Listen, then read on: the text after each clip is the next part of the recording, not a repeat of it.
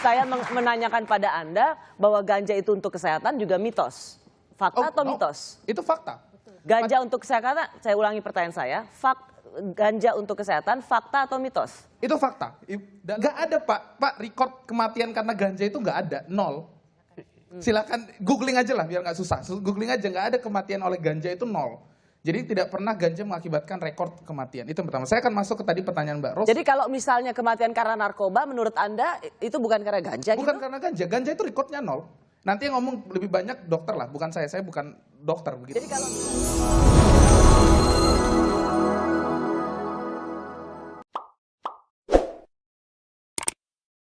legal, sejumlah pihak termasuk ICJR, Institute for Criminal Justice Reform, berencana mengajukan uji materi untuk melegalisasi tanaman ganja narkotika golongan 1 untuk kebutuhan medis. Sudah hadir ada Erasmus Napitupulu, Direktur Program ICJR. Bung Erasmus, di mana? Menurut Anda, Anda kan mengajukan uji materi ke Mahkamah Konstitusi berarti ya? Apa yang harus direformasi dari Undang-Undang Narkotika kita? Ya, yang pertama yang mengajukan bukan cuma kami, ada LBH Masyarakat, ada Rumah Cemara juga melakukan rehabilitasi, lalu kemudian ada ICJS, dulu MAPI FAUI, lalu kemudian ada beberapa teman-teman lain. Yang pertama adalah kami berpikir lebih dari sana, Mbak. Tapi saya kasih komentar dulu di awal soal single convention ya. Boleh. Ya, saya sebenarnya lucu kenapa single convention on drugs 1961 itu dibawa-bawa untuk kemudian melarang penggunaan ganja. Bacanya kurang dalam. Kalau misalnya dicek dalam konvensi itu, artikel 28 dan artikel 49 jelas-jelas mengatakan bahwa penanaman ganja itu diperbolehkan. Yang tidak diperbolehkan itu untuk industri. Karena apa? Pasal 49 konvensi yang sama yang disebutkan oleh Pak Armanda Pari itu memberikan waktu tenggang untuk negara-negara yang sudah menggunakan ganja sebagai pengobatan untuk boleh menanam dan menggunakan ganja. Itu poin 1. Jadi Single Convention on Drugs 1961 tidak pernah melarang ganja untuk digunakan sepenuhnya. Masih boleh digunakan untuk medis dan sains. Masih bisa digunakan untuk ilmu pengetahuan. Itu yang pertama. Yang kedua, nanti mungkin Bu Dokter, tapi saya sudah gatal tadi ya. Nggak ada Pak record kematian karena ganja itu nggak ada, nol. Silakan googling aja lah biar nggak susah. Googling aja, nggak ada kematian oleh ganja itu nol. Jadi tidak pernah ganja mengakibatkan rekor kematian. Itu yang pertama. Saya akan masuk ke tadi pertanyaan Mbak Ros. Jadi kalau misalnya kematian karena narkoba, menurut Anda itu bukan karena ganja gitu? Bukan karena ganja. Ganja itu rekodnya nol. Nanti yang ngomong lebih banyak dokter lah, bukan saya. Saya bukan dokter begitu. Jadi kalau misalnya kita gawat darurat karena narkoba, itu karena apa?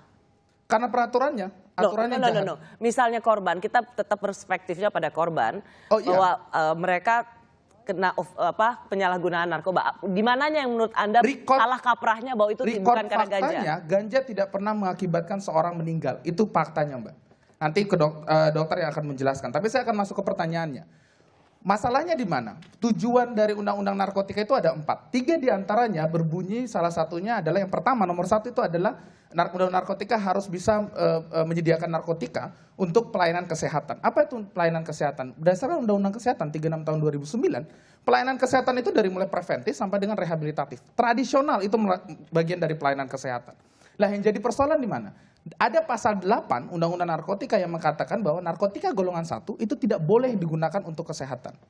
Ganja masuk ke dalam narkotika golongan 1. Yeah. Jadi Undang-Undang Narkotika yang dia ingin supaya undang-undang itu, aturan itu memperbolehkan ada narkotika, ini kita ngomong narkotika dulu belum ganja, untuk kesehatan, itu undang-undang yang sama yang melarang narkotika golongan sendiri digunakan untuk kesehatan. Dan ganja masuk di sana.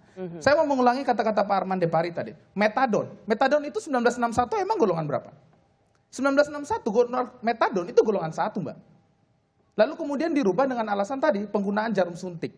Karena apa? Metadon bisa dikonsumsi tanpa jarum suntik. Basisnya apa? Basisnya penelitian.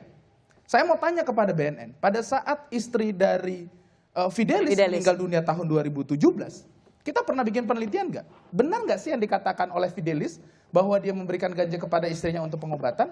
Dalam putusan hakim menjatuhkan pidana di bawah ketentuan khusus karena kita punya mandatory sentencing dalam Undang-Undang Narkotika. Hakim mengatakan bahwa Fidelis dijatuhkan hukuman di bawah ketentuan itu karena dia memberikan kepada istrinya dengan alasan kesehatan, alasan cita dan lain-lain.